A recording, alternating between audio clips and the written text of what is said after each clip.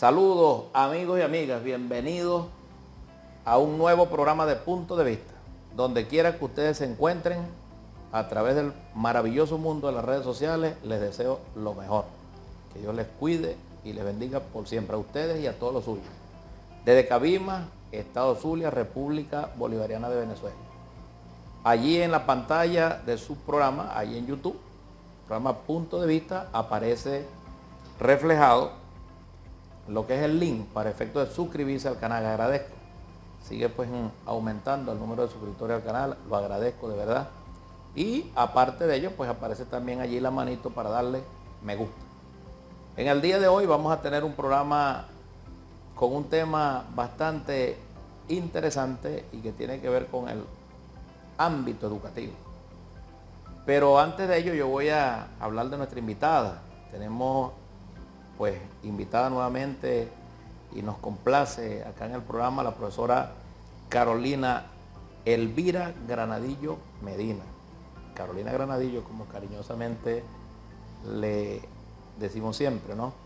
Ella es cabimera, nacida en la zona rural de Aguasanta, hija de padre falconiano, tal cual como ella me lo pidió, lo digo. Así es. Padre falconiano y madre de 3 hijos. Licenciada en Educación, mención Ciencias Sociales, área Historia, egresada después de nuestra centenaria Universidad del Zulia, especialista en docencia para la educación superior, en este caso de la Universidad Rafael María Baral, que tiene su sede principal aquí en la costa oriental del lago del estado Zulia, pero que tiene sede, por supuesto, en diferentes municipios del estado Zulia y también en otros estados de nuestra República Bolivariana de Venezuela. Magíster licenciado en Historia, mención Historia de Venezuela, también de la Centenaria Universidad del Zulia, doctora en Ciencias para el Desarrollo Estratégico, la Universidad Bolivariana de Venezuela, Premio Mayor de las Artes y las Letras en Venezuela, mención Historia Regional, Ministerio de la Cultura en el año 2006, autora del libro La Generación Cabimense de los años 50, la década de los 50, un libro interesantísimo para entender un poco lo que es nuestra historia local.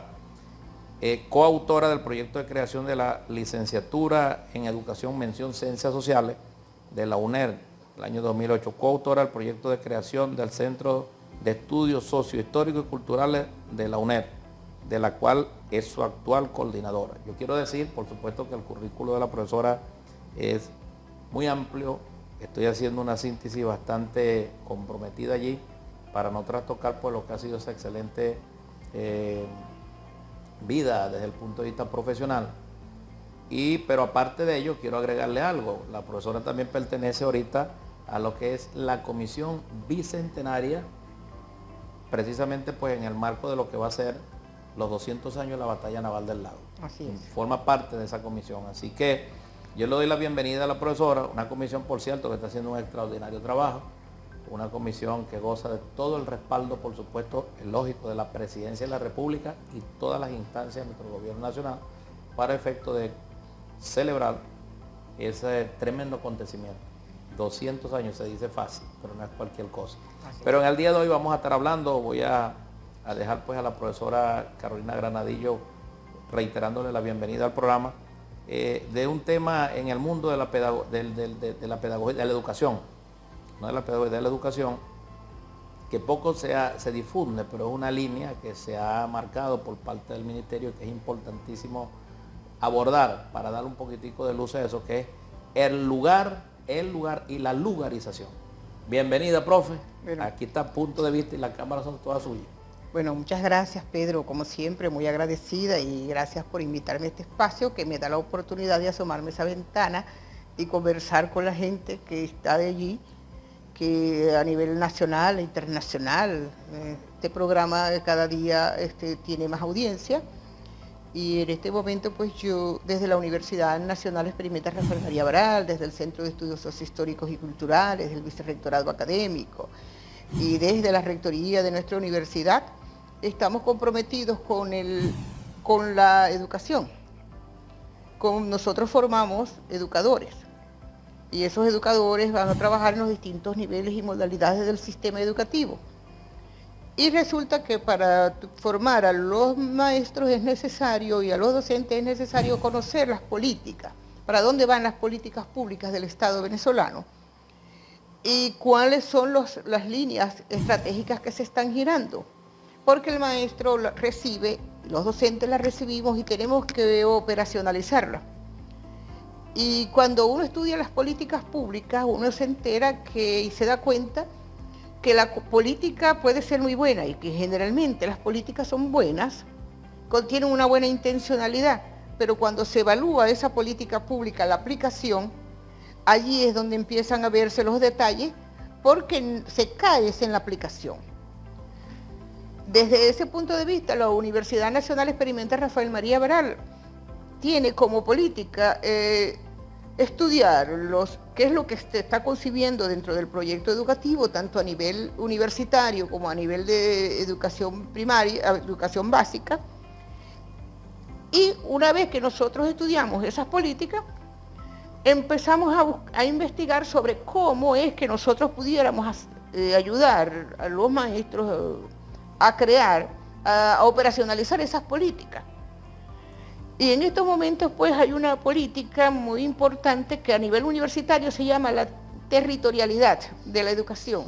Y entonces si vamos a territorializar, hay que buscar técnicas y recursos para territorializar. En el caso de la educación básica se llama el lugar. Entonces si vamos a trabajar el lugar como política, entonces habría que buscar cómo es que el maestro, cómo es que los docentes trabajamos la lugarización. Parece una cosa sencilla porque, bueno, todos sabemos lo que es el lugar, pero cuando lo intentamos definir allí, entonces empieza cada uno a entender qué será eso. Entonces, el lugar es una categoría que tiene que ver con el sitio donde uno habita, y que es habitado por él, que está dentro de un territorio, y un territorio está porque está delimitado. Es político-administrativo, entonces nosotros tenemos las parroquias, tenemos los municipios, tenemos los estados y tenemos la nación y tenemos, bueno, esos son niveles del territorio. Pero en ese territorio, en cada uno de esos territorios, hay otras formas de cómo se geometraliza el poder y la vida humana. Y uno de esos es el lugar.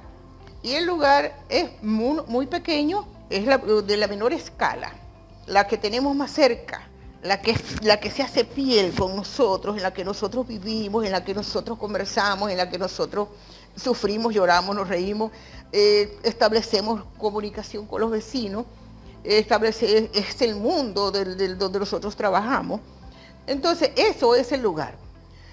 Ese lugar que es habitado y que nos habita, en este momento se convierte en centro de la política educativa a nivel nacional. Y se baja la línea. Pero cuando nosotros vemos cómo es que vamos nosotros a operacionalizar ese lugar, como desde el aula, desde el maestro, desde el trabajo, el profesor desde el trabajo, resulta que pareciera que no tenemos con qué trabajar, porque aún no han salido los recursos pedagógicos, no está escrito. Hay ciertos acercamientos, hay un esfuerzo, pero ese esfuerzo nunca será completo porque necesita de la participación comprometida y consciente de los docentes. Porque supongamos, bueno, vamos a trabajar a Cabimas, o por decir el lugar donde yo habito, el municipio donde yo habito en el municipio Cabimas, pero que siempre lo he dicho, no es lo mismo vivir en el Cabimas a la orilla del lago, que vivir en Cabimas más allá de la intercomunal. Porque eso, entonces, en la medida en que vamos haciendo más pequeña la escala, nosotros vamos viendo que eso es nuestra vida cotidiana, eso es mi calle, eso es la bodega, eso es donde yo voy a comprar, pero ese es el señor que, bueno, que pasa por allí y vende algunas cosas. Esa vida es necesario llevarla al aula y eso es lo que nos están diciendo. Nosotros necesitamos tener mapas, tener cartogramas que expliquen, construidos desde el lugar, y no existen. Cuando nosotros vamos a buscar, eso no lo podemos comprar porque no existe. el maestro se ve en la obligación, en la necesidad de tener que elaborar el recurso con el que él mismo va a trabajar. Profesora, allí con esto que usted está planteando del lugar, la lugarización, y que es esta línea, por supuesto, importantísima, estaríamos abordando o le estamos dando una importancia a lo que tiene que ver con el tema local, con la historia local. O sea, estoy aquí imaginando eso en el marco de lugarización. Así ¿no? es. Y no existen los libros, no hay tal, ¿qué herramientas se puede dar al respecto? Así es. Entonces, ese es el compromiso que está asumiendo la Universidad Rafael María Baral a través de sus diferentes cátedras, de su personal docente, y dentro de ellos el Centro de Investigaciones Sociohistóricos y Culturales, porque nos compete directamente trabajar eso. Entonces, el maestro trabaja en una escuela y pareciera, bueno, pero si yo trabajo en Cabibas, yo vamos a decir que esto es una localidad petrolera. Sí, es cierto, es una localidad petrolera, pero somos todos los lugares de economía petrolera. Así es el centro del hacer de todos los lugares el petróleo. O ya no es así. O en algunas partes sí y en otras no. ¿Cómo será que nosotros vamos a hacer eso? Entonces los niños viven en una calle y esa calle forma parte del ámbito de la escuela. Entonces la escuela tiene que empezar a generar una comprensión del espacio y la tiene que cartografiar. Eso que ahorita se hace con una de las misiones, la misión, es una misión que hace cartografía. Sistema de misión y grandes misiones. Ajá, pero hay una, somos Venezuela, somos Venezuela. Uh-huh. Como ente, en este caso, el brazo social. Como brazo social hace cartografía, pero hay que cartografiar dependiendo de qué es lo que nosotros vamos a buscar y qué es lo que busca la educación. Busca formar ciudadanos, pero formar ciudadanos tiene que ver con el sitio donde yo vivo, porque no es lo mismo formar un ciudadano de aquí hacia todo el territorio nacional, con el foco así. Yo estudio, pero estoy aquí en mi espacio, en mi lugar, pero desde ese lugar yo proyecto la nación y me hago un ciudadano o una ciudadana de esa nación. Porque nosotros no podemos seguir trabajando la ciudadanía como si fuera un ente leque, un ente allá bien lejos. Exacto. Venga, ¿qué es un ciudadano? Bueno, un ciudadano es el que sabe que sus derechos y sus deberes, y conoce la Constitución, conoce esto, conoce aquello. Como moral y cívica. Como moral y cívica. Pero resulta que no es lo mismo ser un ciudadano, esa comprensión de la ciudadanía, desde un lugar que de otro. No lo es. No es lo mismo ser, y eso nosotros lo sabemos muy bien, porque no es lo mismo ser un venezolano, un ciudadano desde Caracas, que desde Maracaibo, que desde Cabibo, que desde Chejendé. Entonces, ¿cómo es que lo que hay en el territorio, qué es lo que hay en mi lugar, contribuye a hacerme afectivamente, a conectarme con el territorio? Por ejemplo, profesora, fíjese, ¿no? Usted habla de Caracas, Maracaibo, Chejendé, etcétera. Incluso dentro del mismo Cabima, para los que nos ven, pues Cabima forma parte de la costa oriental del lago. Un número bastante considerable. La costa oriental del lago tiene 7 municipios. Y en el caso de Cabima, por ejemplo, no es lo mismo la parroquia La Rosa, desde acá donde está saliendo ahorita el programa, que es pues prácticamente petrolera, incluyo cuya nomenclatura en su mayoría es petrolera, a la parroquia Ariti de Calvana.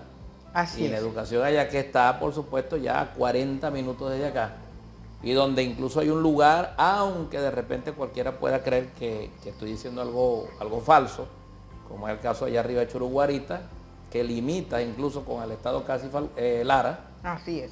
Donde en horas de la noche, 10, 11 de la noche, hasta neblina hace, ¿no?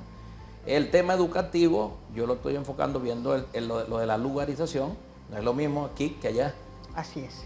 Yo creo que por ahí van esas líneas, ¿no? Así es. Entonces, fíjense que el esfuerzo que hace el ministerio con la colección bicentenaria es un esfuerzo de una mirada desde nosotros hacia el mundo. Pero todavía nos faltó una vuelta de tuerca para hacerlo desde el lugar hacia el mundo. No es que nos vamos a quedar en el lugar, no, es que vamos a partir, la comprensión parte siempre del lugar. Y eso es un problema de la colonialidad, que pareciera que cualquier teoría, que cualquier libro se hace con independencia del lugar. No, porque es que lo escribe alguien que vive y que piensa y que come y que trabaja en un lugar. Y la información que llega, cómo se procesa, cómo se trabaja, es parte de esa constitución del ser humano. Yo me constituyo como Carolina Granadillo con toda mi historia y con todo mi lugar. Y yo interpelo e interpreto al mundo desde el mundo donde yo vivo.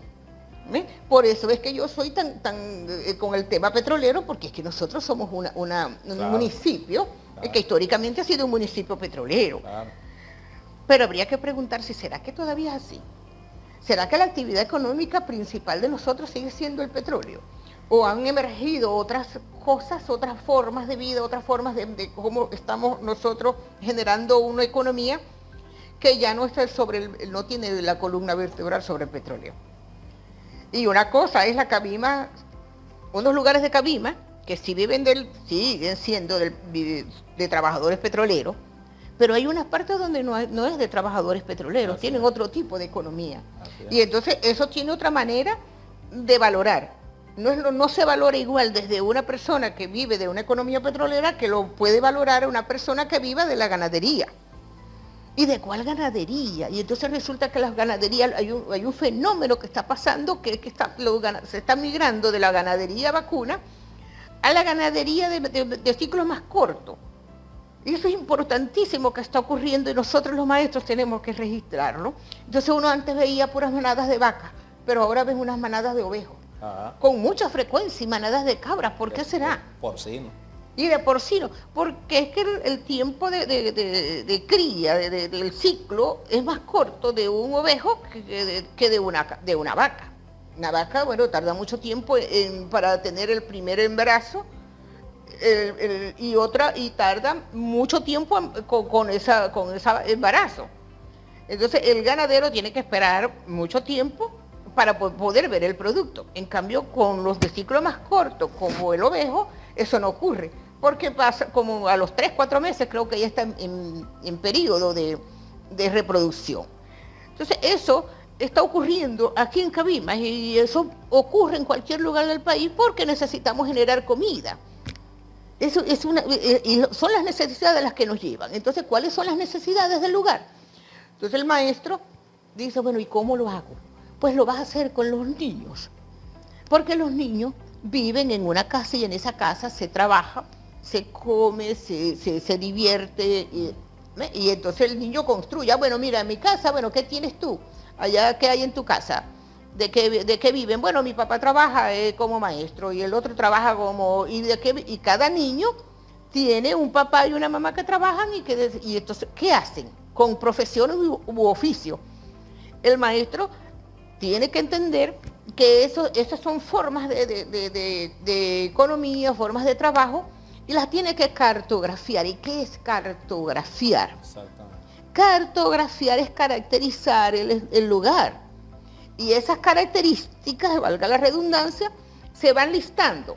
Entonces, y luego saca ahí viene la estadística, que es importante, que pareciera que no tiene nada que ver con un profesor de historia como yo. Pues sí tiene mucho que ver, porque ¿cuántos representantes de esa escuela son maestros? ¿Cuántos representantes de esa escuela son ingenieros y trabajan en una empresa? ¿Cuántos representantes de esa escuela son labriegos? Y eso te va diciendo qué economía tiene ese lugar donde está anclada la escuela.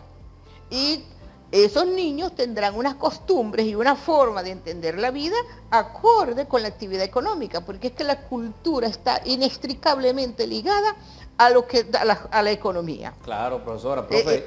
Y hay dos preguntas que quiero hacerle en razón de ese interesante tema, interesantísimo, esta línea, ¿no?, ministerial, que por supuesto la idea es también ir dando aportes, herramientas para orientar un poco al maestro en ese sentido, ¿no? La primera pregunta que me llega aquí con respecto a eso que usted estaba planteando ahorita, tiene que ver con el maestro Luis Beltrán Prieto Figueroa. Ajá. ¿No? ¿Hasta qué punto podemos enfocarlo nosotros dentro de aquellas líneas de este gran filósofo, poeta, este gran maestro Luis Beltrán Prieto Figueroa, cuando hablaba del Estado docente y toda esa tesis? que desarrolló. Sí pudiésemos enclavarla ya, pero amén de eso, esa la dejo por un lado. Eso es algo que se me está ocurriendo ahorita aquí en el marco de lo que estamos conversando. La segunda sería, cuando usted habla de la lugaridad, y es verdad, ¿no? Una realidad es acá, otra realidad es Aristides Calvani, otra realidad incluso son parroquias acá urbanas, pero que también tienen una realidad agrícola bastante interesante, ¿no?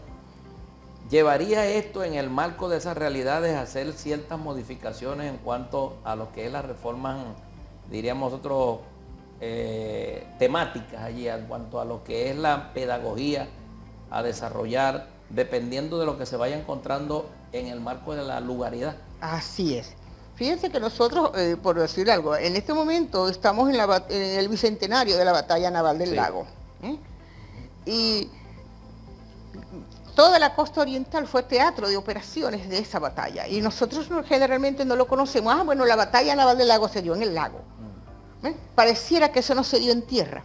Pareciera que ni Cabimas, ni Lagunillas, ni nada. No, por aquí pasaron las tropas. Y hay que ponerse, imaginarse, cuando nosotros leemos eso que está pasando, por ejemplo, en Colombia, donde hay unas bases del ejército de Estados Unidos, y donde esos soldados no tienen ninguna vinculación con esas personas, ni los respetan, no los conocen, entonces pasan violaciones, los atropellan, pasan un montón de cosas. En una guerra, la gente dice, sí, que vengan las invasiones, que vengan los... Es terrible. En una guerra, y eso también nos pasó en la guerra de independencia, claro, arrasaron. ¿Por qué? Porque los ejércitos necesitan alimentación. ¿De qué se van a alimentar? ¿Y de qué se alimentaba el ejército patriota si no teníamos, a veces no llegaba la ayuda porque no podía pasar? Tenían que alimentarse de lo que había. Y por dónde pasaban la gente, o colaboraba o iban llevando. Y eso lo hacían también el ejército realista. Entonces, las poblaciones que fueron azotadas por los dos quedaron en una situación difícil. Entonces, eso, nosotros eso lo vivió Cabimas, eso lo vivió Lagunillas, eso lo vivió, pero no lo sabemos. Y es necesario entonces saber que no es que nosotros vivimos de espaldas a la guerra de independencia, sí participamos en la guerra de independencia, sí participamos en la batalla naval del Lago, sí somos producto de ese proceso. Ahora, en cada uno de los lugares se vivió de manera diferente, como se vivió de manera diferente en cada uno de los municipios, ¿eh? Entonces, cada vez los temas, las cosas que ocurren en el mundo se leen de diferente manera dependiendo de donde uno vive. Exactamente. Entonces, era como decir, el lugar es como un libro donde cada quien lee desde su referente. Y si pudiese llevar, en cuanto a lo segundo que le pregunté, hacer alguna reforma o algunas modificaciones o agregarle, bueno, tiene que ser modificaciones a la realidad desde el punto de vista educativo, en razón de ese lugar, si pudiese hacerse en el marco de la lugaridad. Claro, porque es que eso es poder popular. Entonces, el poder popular genera es que el poder es una voluntad de querer hacer cosas. Y esa voluntad te lleva a juntarte. Y esa juntedad te hace dinámico y te lleva a movilizarte en pro de la satisfacción de una necesidad. Eso es política. Exacto. Pero que no es política partidista, es política de vida. Sociológicamente. Exactamente, sociológicamente. Claro. Entonces, todas esas comunidades han tenido una lucha. ¿Cómo es que nosotros hemos resistido? A veces que no hay gasolina, que no hay esos puntos y círculos que ocurren para que la gente pueda vivir y que no los impone nadie, van emergiendo de la vida misma. Así en la medida en que uno está constreñido con alguna cosa, entonces eso genera una respuesta. Entonces, los maestros tenemos que tener esa sensibilidad para poder capturar de la realidad eso, para poder entender a los muchachitos, a los estudiantes, como portadores de todas esas están transversalizados de todas esas necesidades, de todas esas angustias. Entonces, los maestros tenemos que tener esa sensibilidad y recogerlo en un currículo que no esté escrito, que tenemos que escribirlo. Fíjense la importancia de eso, porque el Estado Nacional construye unas políticas curriculares. Y también las zonas, lo que eran antes las zonas educativas, que ahora son de desarrollo, también construye unas políticas, hasta el municipio construye unas políticas, pero es que el lugar también tiene que construir unas políticas. A eso me refería, entonces, ¿cuáles son las líneas de trabajo de cada una de esas escuelas atendiendo a ese lugar? Por ejemplo, profe, fíjese usted, y quisiera también me respondiera ahí el tema del maestro Libertad Prieto Figueroa, si esto pudiésemos unirlo a lo que era su filosofía, ¿no? En alguna de sus partes, si usted considera. Yo creo que sí. Sí, claro, es que eso fue un teórico, pero no fue un teórico de su propia práctica. Sí, de su propia práctica. Entonces, él fue maestro. Exacto. Él no es que llegó a ser ministro de Educación porque llegó, no, él era maestro, él fue parte importante del movimiento magisterial, me lo llevaba en la piel, en la sangre. Entonces, esas políticas que elabora ese Estado docente, es precisamente un Estado docente, es que todo el territorio es docente. Exactamente. Entonces, ¿cómo es que nosotros hacemos ese mismo territorio, ese mismo Estado docente, se hace un lugar docente? Y pudiéramos dialogar así con la política que establece esos lineamientos de ese gran maestro venezolano, y pudiéramos también ir allá y trabajar con los tapices que eran tapices de historia patria. ¿Ves? Pero ahora que de ese trujillano ejemplar, que como no tenía con qué trabajar, entonces él inventa los tapices de historia patria. Pero nosotros también pudiéramos inventar los tapices de la historia del lugar, de la economía del lugar, y vamos construyendo y representándolo, lo caracterizamos y luego lo representamos sobre el espacio. Porque fíjense que pareciera una tontería que los nombres de los lugares son clave. ¿Cómo se llaman las calles? Porque eso es y eso es uno de los fundamentos que estoy diciendo, porque hay una teoría que dice que Ana María Campos no es de los puertos, sino de Maracaibo. Pero cuando estudiamos cómo va quedando impregnada en el lugar, cómo se incardina Ana María Campos en el lugar, resulta que Maracaibo solamente tiene una plaza que se llama Ana María Campos, pero cuando nosotros vamos a los puertos, Ana María Campos es cultura, es sangre, es décima, es monumento, es pintura, es escultura, es los puertos de Altagracia. Está encarnada en los puertos de Altagracia. Y eso es un elemento que te permite decir, es que es de los puertos de Altagracia, no hay otra manera de... Profesora, allí ya para ir redondeando un poco la idea y finalizando el programa, porque bueno, lamentablemente pues el tiempo de 30 minutos en YouTube es muy corto para estas maravillas que estamos, porque a ustedes están llegando ideas y a mí me están llegando ideas hasta que ya, por ejemplo, no es posible que un muchacho que nazca aquí en Cabima, que esté en primaria o en secundaria, no conozca lo que es una cabria, lo que es una gabarra, lo que es el proceso de extracción de petróleo. O sea, eso es algo que es inconcebible. Y pasa. Y pasa. Entonces tenemos que aprender. Las lecturas no pueden ser unas lecturas tomadas de cualquier libro, no, es que es el libro de la vida y es el libro del lugar. Entonces, si usted lo que tiene son balancines, escriba sobre los balancines, lea sobre los balancines, conozca el balancín, conozca la cabria, pero si usted lo que es un campesino, lo que cultiva son ciruelas, pues escriba sobre las ciruelas, sobre los ciclos de las plantas de las ciruelas, sobre los problemas de las plagas que caen a la ciruela. Eso es parte, eso es lugar. Entonces el currículo, ese es el compromiso nuestro. Nosotros tenemos que convertirnos en lectores y teorizadores de nuestras propias prácticas. Ahí finalizando, profesora, el recurso pedagógico para esto, pero aparte del recurso pedagógico para el tema de la lugarización, aparte de ello, por supuesto, lo que tiene que ver con las propuestas, ¿no? Propuestas y retos en referencia a ellos, para que cerremos ya el programa en razón de esta tremenda disertación que usted ha hecho de este interesante tema. El reto es que convertamos en tecnología educativa las cosas que hay en el lugar. Una gaita es un importante recurso pedagógico, porque la gaita te habla sobre una décima. Más que el libro te dice qué es lo que está ocurriendo, qué es lo que está pensando, qué es lo que está pasando.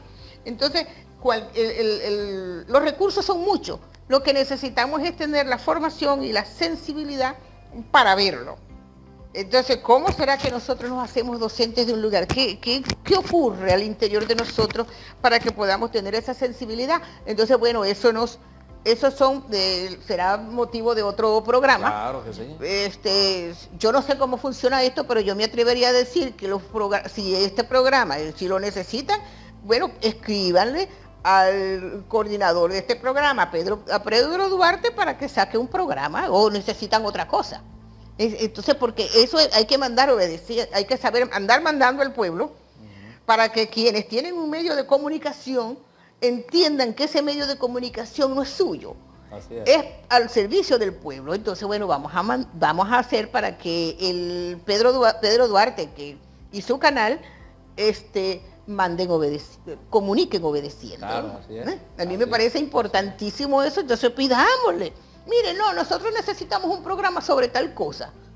Demanden al programa, demanden a Pedro Duarte, tenemos que aprender a hacer demandas de distintos tipos. Las cosas que necesitamos tienen que llegar a la gente que puede generar la manera de resolverla.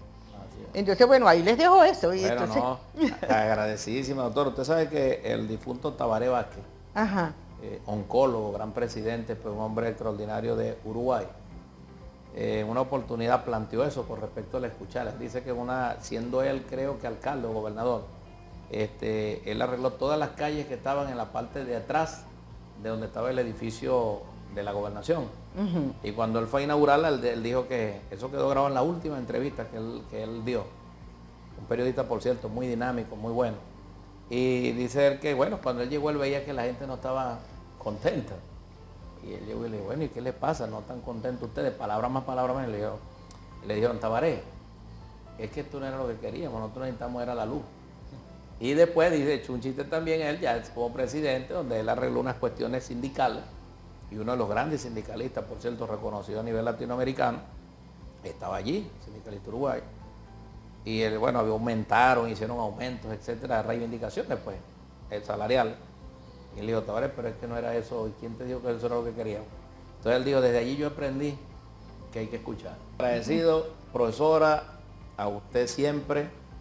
A través de usted le envío saludos al rector y a todo el tren rectoral de la Universidad Rafael María Baral, ícono pues de la costa oriental del lago, a todos los rectores de las diferentes universidades públicas y privadas del país y por supuesto del mundo. El conocimiento tiene que estar a la orden de todos y esa es la idea. Así que bueno, de verdad a todos ustedes, muchísimas gracias por habernos permitido pues entrar a través del maravilloso mundo de las redes sociales y simplemente pues punto de vista seguirá con ustedes en una próxima entrega con un nuevo invitado, nuevos temas. Que Dios les cuide y les bendiga a todos.